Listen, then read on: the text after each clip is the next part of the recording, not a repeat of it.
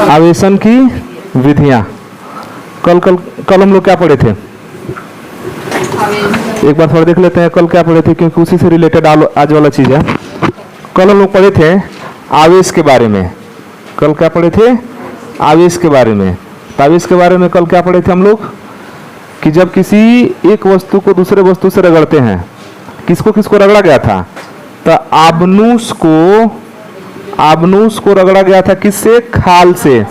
तो जब हम आबनूस को खाल से रगड़ते हैं तो उस आबनूस में कौन सा गुण आ जाता है?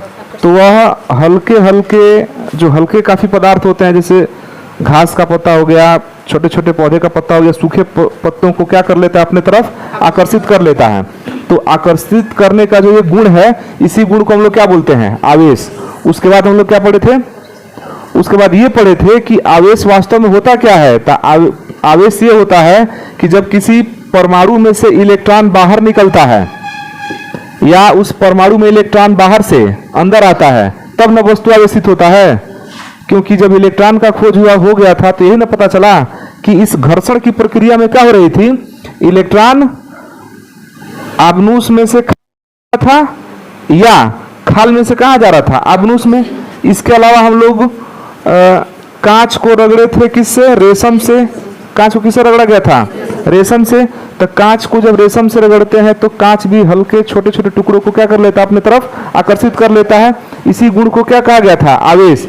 और बाद में ये भी पता चल गया कि कोई वस्तु आवेशित कब होता है? जब उसमें से इलेक्ट्रॉन या तो बाहर जाता है, नहीं तो बाहर से अंदर आता है।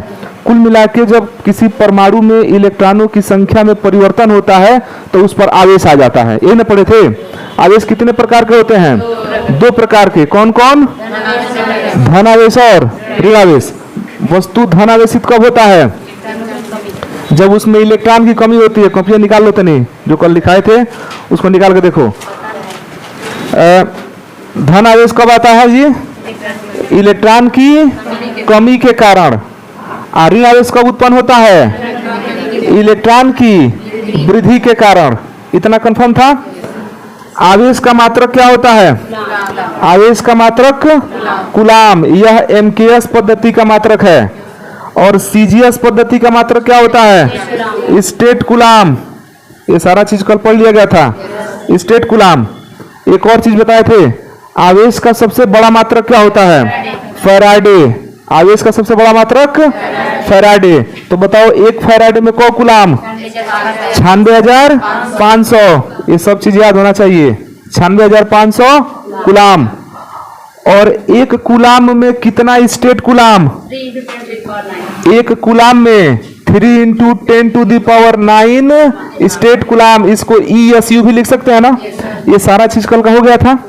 आज हम लोग जो टॉपिक पढ़ने वाले हैं वो है आवेशन की विधियां। बहुत इंपॉर्टेंट टॉपिक है आवेशन की विधियां। तो सबसे पहले हम लोग ये समझते हैं कि आवेशन किसे कहते हैं। आवेशन को इंग्लिश में चार्जिंग कहते हैं। क्या बोलते हैं? चार्जिंग। आवेशन को क्या बोलते हैं? चार्जिंग। अच्छा, आवेश को चार्ज बोला जाता है ना।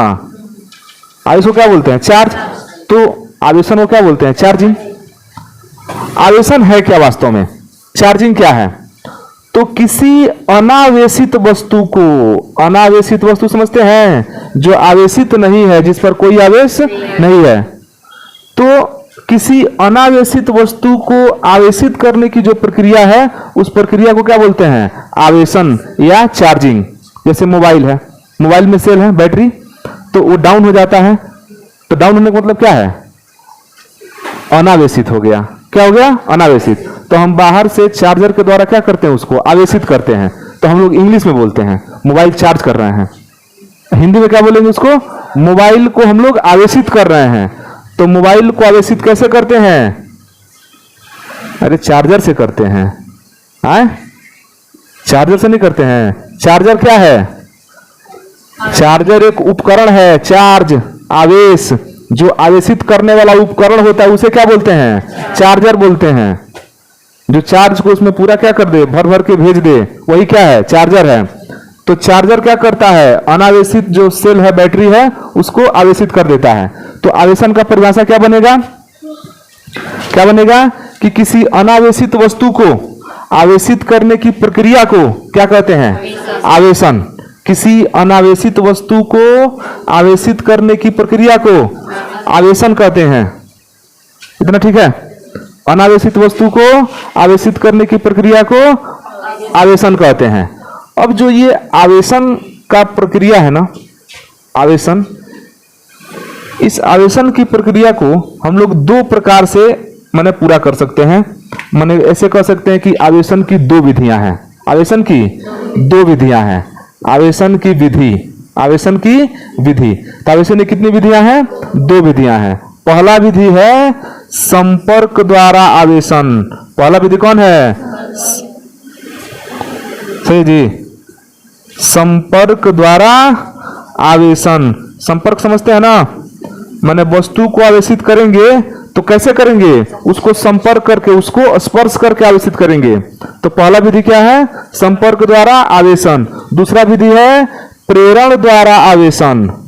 प्रेरण द्वारा आवेशन। कोई समस्या इसमें? आवेशन की कितनी विधियां हैं? दो विधियां। कौन कौन? एक संपर्क द्वारा आवेशन, दूसरा प्रेरण द्वारा आवेशन। संपर्क द्वारा आवेशन में हम लोग क्या करेंगे? वस्तु को संपर्क करके तब आवेशित करेंगे। वो वस्तु किसी न किसी से संपर्कित रहेगा, चाहे जिससे भी हो, लेकिन वो संपर्कित रहेगा। और प्रेरण द्वारा आवेशन में क्या होता है कि वस्तु को बिना संपर्क किए आवेशित कर देते हैं। वस्तु को बिना संपर्क किए क्या कर देते हैं? आवेशित। प्रेरण समझते हैं? प्रेरण, प्रेरणा लेना। हम किसी दूसरे से प्रेरणा लेते हैं तो क्या उसको छू करके प्रेरणा लेते हैं? नहीं। जैसे तुम लोग सुने होंगे कि महात्मा गांधी एक बार गए थे नाटक देखने के लिए। सत्य हरिश्चंद्र नाटक हो रहा था, तो उसमें जो है सत्य हरिश्चंद्र नाटक में क्या दिखाया गया है कि जो हरिश्चंद्र थे हमेशा सत्य का साथ दिए हैं। तो गांधी जी जब देख रहे थे तो देखते देखते काफी इमोशन हो गए, उनकी आंखों में आंसू आ गया और उसी समय वो कसम खाए कि आज के बाद हम सदैव क्या बोलेंगे? सत्य बोलेंगे, झूठ कभी नहीं बोलेंगे। तो वो क्या हो गए? वो नाटक से क्या हो गए? प्रेरित हो गए। क्या नाटक में घुस के और उसमें खड़ा होकर वो भी भूमिका निभा रहे थे? नहीं, स्टेज पर गेम कोई और खेल रहा था और देख रहे थे, तो देख करके उससे प्रेरित हो गए। तो उसको क्या बोलते हैं कि वो प्रेरण द्वारा सत्यवादी हो गए। किसके द्वारा हुए? प्रेरण द्वारा सत्यवादी हो गए। तो हम यहाँ पर वस्तु को चार्ज तो करेंगे लेकिन उसको छुएंगे नहीं, बिना छुए क्या कर देंगे? चार्ज कर देंगे। तो जब किसी वस्तु को बिना छुए चार्ज करते हैं, आवेशन करते हैं, तो उसको क्या बोलते हैं? प्रेरण द्वारा आवेशन। इसमें किस तरह का होगा?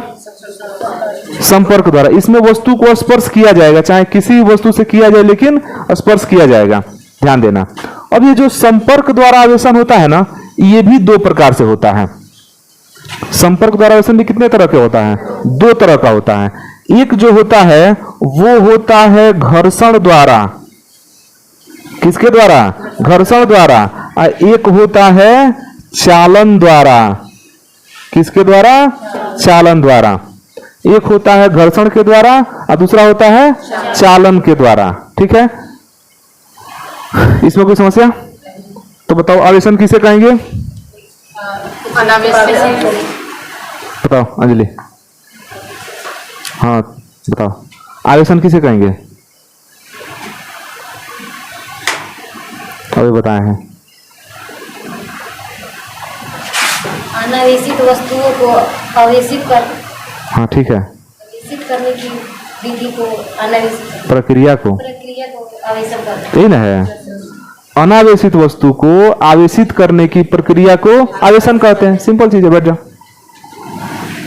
तो आवेशन कितने विधियों द्वारा होता है? दो विधियों द्वारा। आवेशन की कितनी विधियां हैं? दो। कौन कौन? संपर्क और प्रेरण। पहला संपर्क द्वारा, दूसरा प्रेरण द्वारा। संपर्क की कितनी विधियां हैं? दो। घर्षण विधि और चालन विधि। एक घर्षण से आवेशन करते हैं और एक चालन से। तो आवेशन का परिभाषा, अनावेशित वस्तु को आवेशित करना। मेन चीज तो यही है, अनावेशित वस्तु को आवेशित करना। ठीक है? ये आपका हो गया आवेशन। इसकी कितनी विधियां हैं? दो विधियां हैं। कौन कौन? एक होता है संपर्क द्वारा आवेशन। संपर्क द्वारा आवेशन।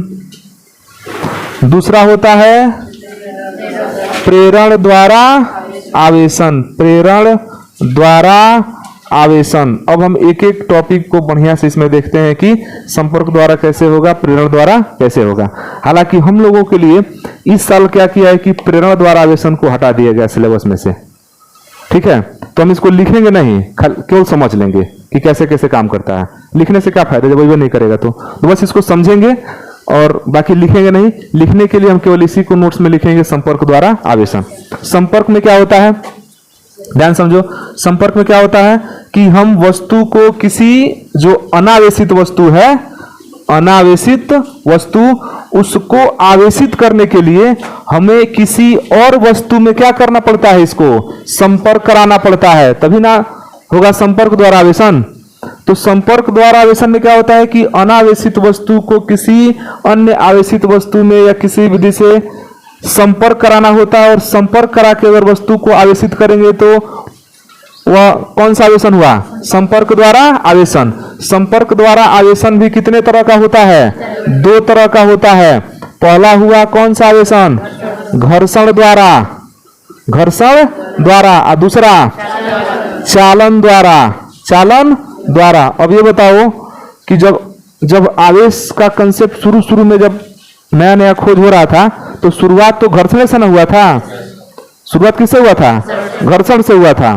तो जैसे मान लीजिए कि कलम को लेकर के बाल में रगड़ के कागज के छोटे छोटे टुकड़ों को उठाएं तो क्या वो टुकड़ों को आकर्षित नहीं करेगा। तो इसका मतलब कि कलम को जब हम बाल में रगड़ रहे हैं तो क्या हो जा रहा है, आवेशित हो जा रहा है ना।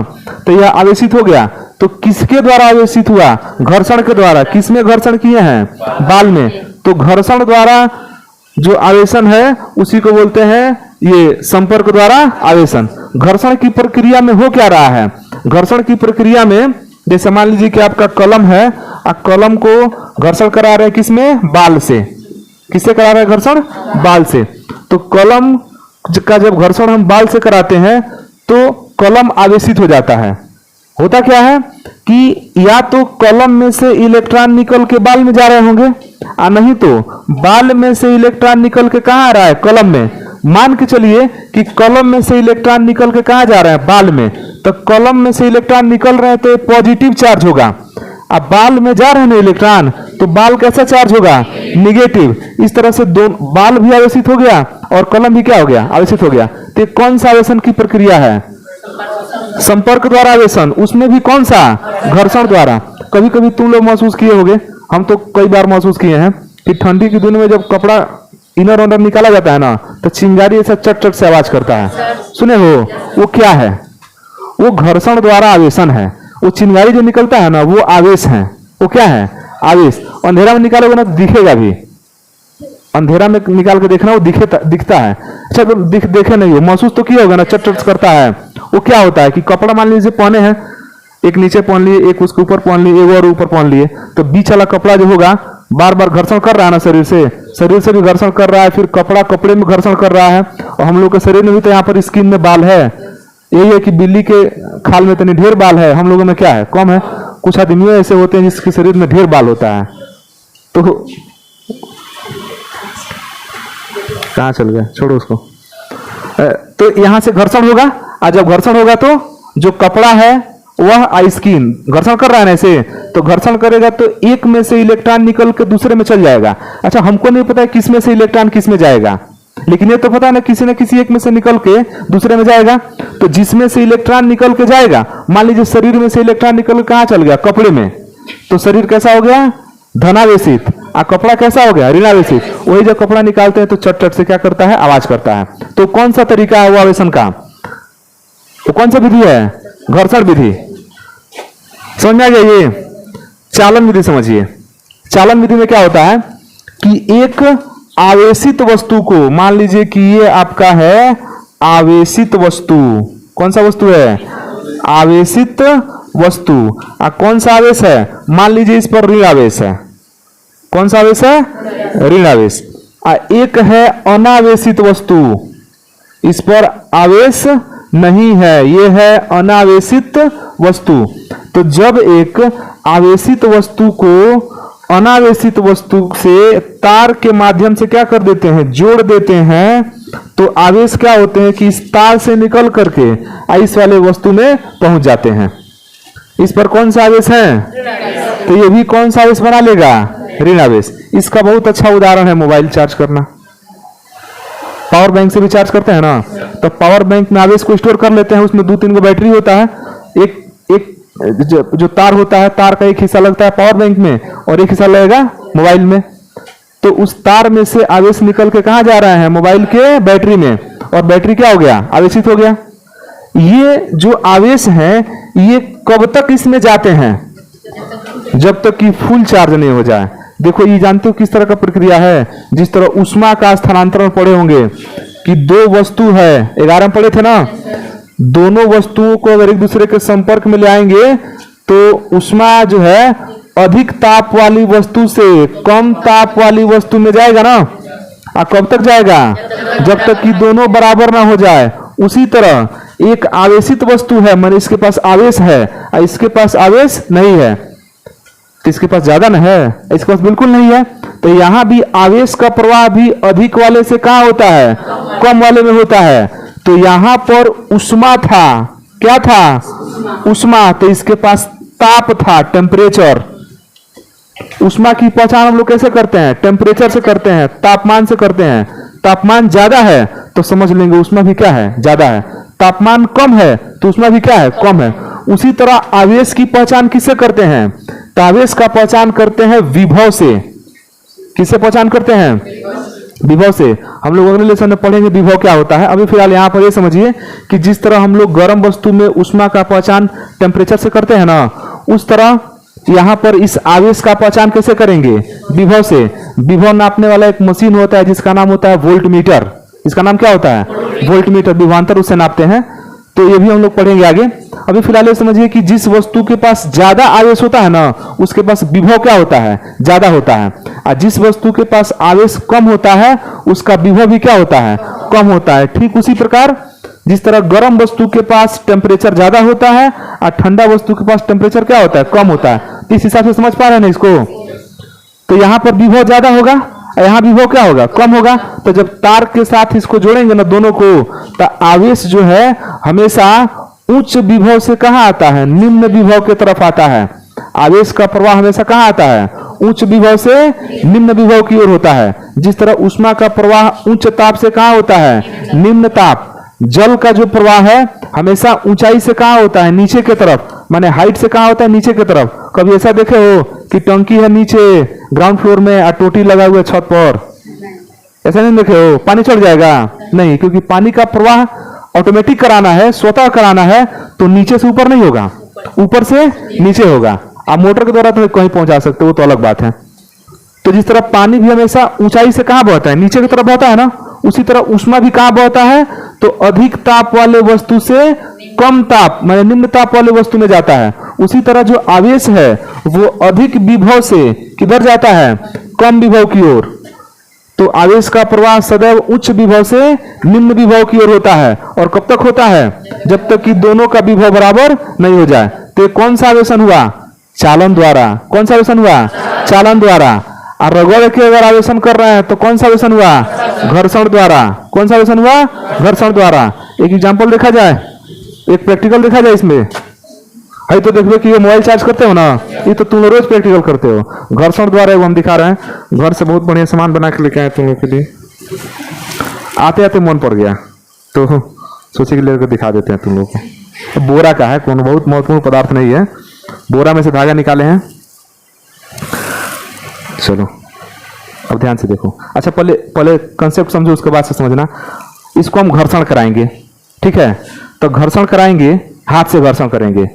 एक वस्तु ये हो जाएगा, एक वस्तु हमारा हाथ हो जाएगा। अब मान लीजिए हाथ से घर्षण करेंगे तो इलेक्ट्रॉन, अब इलेक्ट्रॉन तो दिखाई नहीं दे रहा है, तो इलेक्ट्रॉन हमारे हाथ में से निकल के इसमें भी जा सकता है, और ऐसा भी हो सकता है कि इसमें से इलेक्ट्रॉन निकल के हाथ में चला है। दोनों में से कोई भी स्थिति हो सकती है ना। सोचो थोड़ी देर के लिए कि इलेक्ट्रॉन हमारे हाथ में आ रहा है निकल के, माने इसमें से इलेक्ट्रॉन कहाँ आ रहा है? हमारे हाथ में। तो हमारा हाथ किस तरह का आवेश बनाएगा? ऋण बनाएगा। आइए कौन सा बनाएगा? तो मान लीजिए कि इसको घर्षण करेंगे तो सब धागवा ना घर्षण, सबसे सब में ना घर्षण होगा। तो सब पर न धन धन बनेगा। तो धन धन जब एक पास होता है तो क्या होता है? प्रतिकर्षण। क्या होगा? तो जब इस धागे में प्रतिकर्षण होगा तो धागा फैल जाएगा, इस तरह से फैलेगा ना। हमारे हाथ पर कौन सा आवेश रहेगा? ऋण। इस पर कौन सा रहेगा? तो हम हाथ को सटाएंगे तो हाथ में चिपकना चाहिए, चिपकेगा। तो तने ये पंखा बंद करो, ये वाला। क्या आदमी है,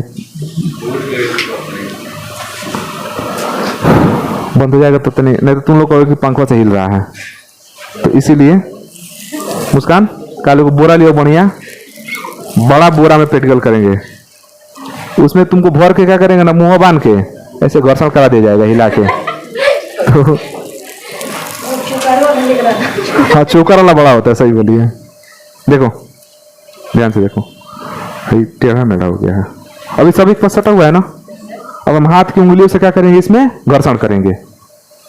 टूटना मत, ये घर्षण हो रहा है।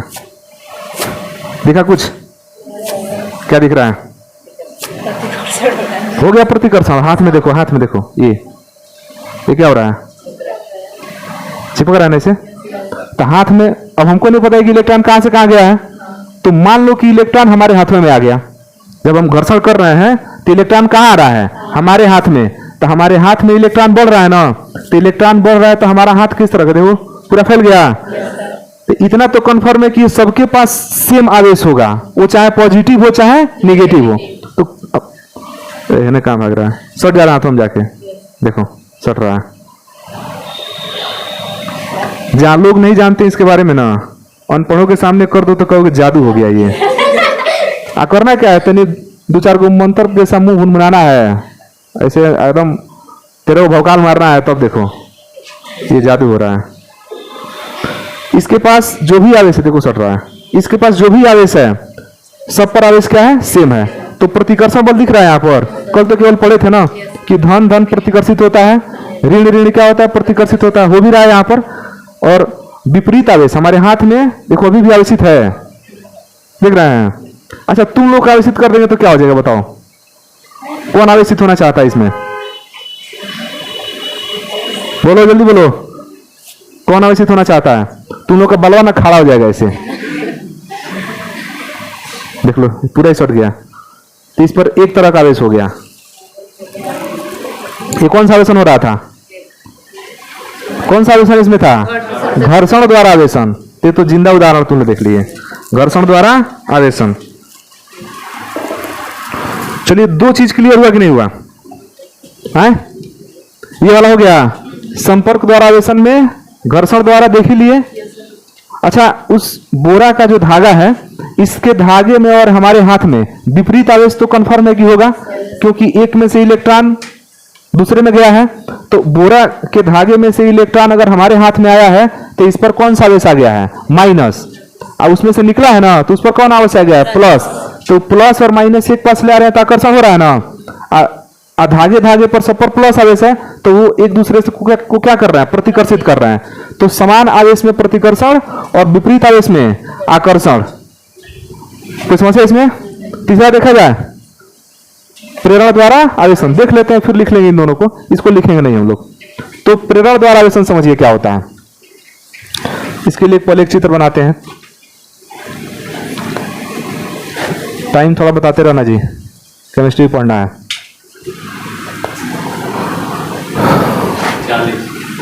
हो गया है?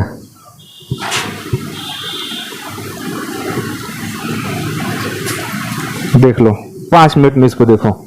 घर्षण द्वारा आवेशन। घर्षण द्वारा आवेशन में क्या करते हैं कि एक चालक वस्तु को ले लेते हैं। किस तरह का वस्तु लेंगे? चालक, धातु ले लेंगे, धातु में चालक होता है। और इसको क्या करेंगे कि एक अचालक स्टैंड पर रख देंगे। स्टैंड कैसा है? अचालक। ये आपका है अचालक, अचालक स्टैंड।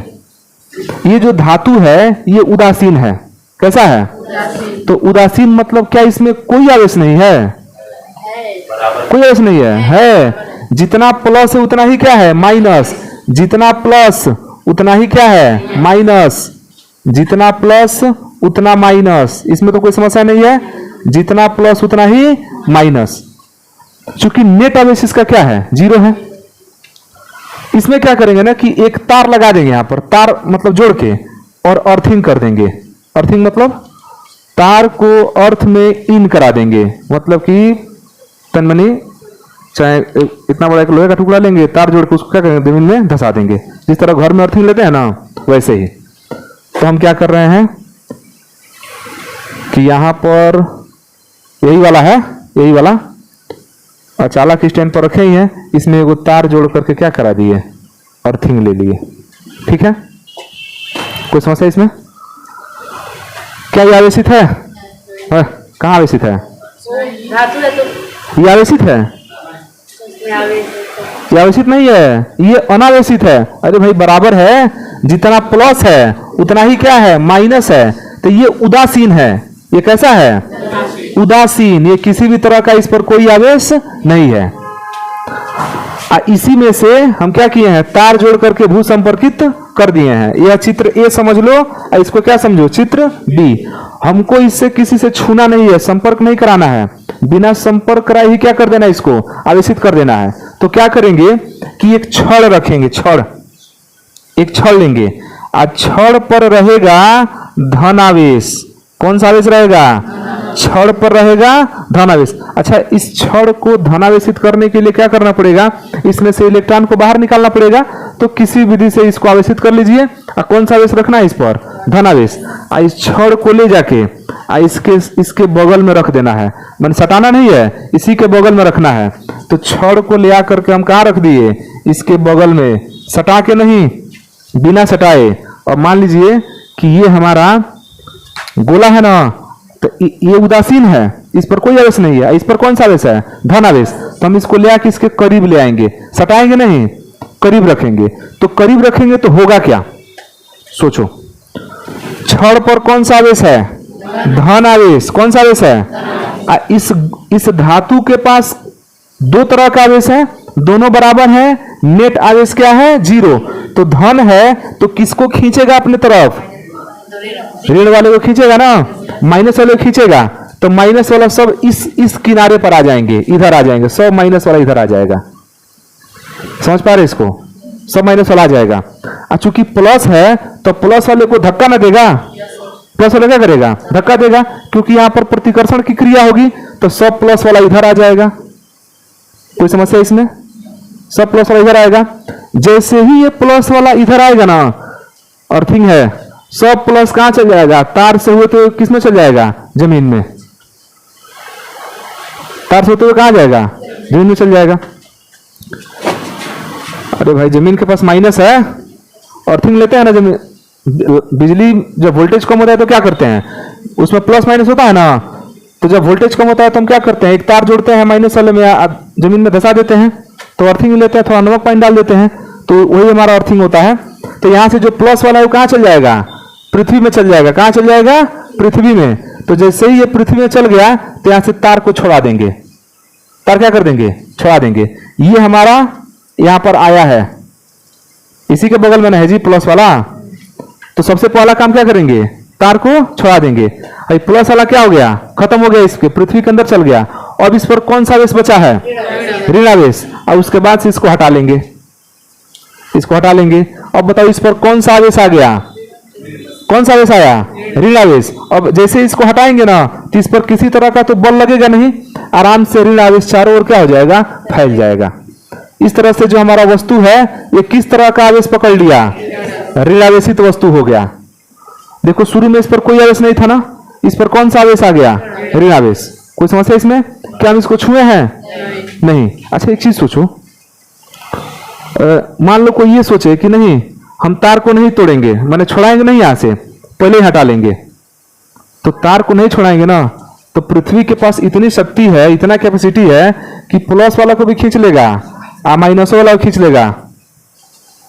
समझे? इसलिए तार को क्या कर देंगे? पहले छोड़ा देंगे। जैसे ही प्लस वाला इधर आया तो तार को क्या करेंगे? छोड़ा देंगे। और जब छोड़ाएंगे तो ये खत्म हो गया, इस पर कौन बच जाएगा? माइनस वाला। माइनस वाला क्यों नहीं जा पाएगा उधर? इसलिए नहीं जा पाएगा कि माइनस वाला इस प्लस के साथ किस बल से इधर खींचा हुआ है? आकर्षण बल से।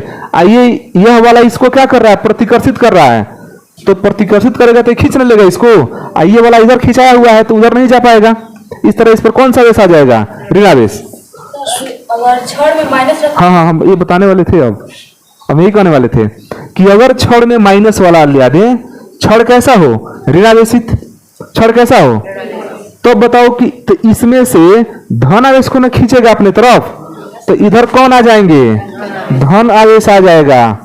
कौन आ जाएगा? धन आवेश। इधर कौन आएगा? ऋण आवेश आ जाएगा। और उसके बाद ऋण आवेश तार से होते हुए कहां चल जाएगा? पृथ्वी में। तो पहले तार को काटेंगे और उसके बाद से इसको तब क्या करेंगे? हटा देंगे। तब इस गोले पर कौन सा आवेश आ गया? धन आवेश। तो एक चीज यहां तो मिल रहा है नया, कि जिस तरह का छड़ लेके जाएंगे ना, उसके उल्टा आवेश बनेगा। उधर इधर माइनस लेके जाएंगे तो इधर कौन बनेगा? प्लस बनेगा। समझे? कौन बनेगा? अगर प्लस लेके आएंगे तो कौन बनेगा? माइनस। कोई समस्या इसमें? ठीक है, ये यही परीक्षा में नहीं आएगा। बाकी कौन आएगा? घर्षण द्वारा आएगा और चालन द्वारा आएगा। इतना ठीक है? तो लिखा जाए अब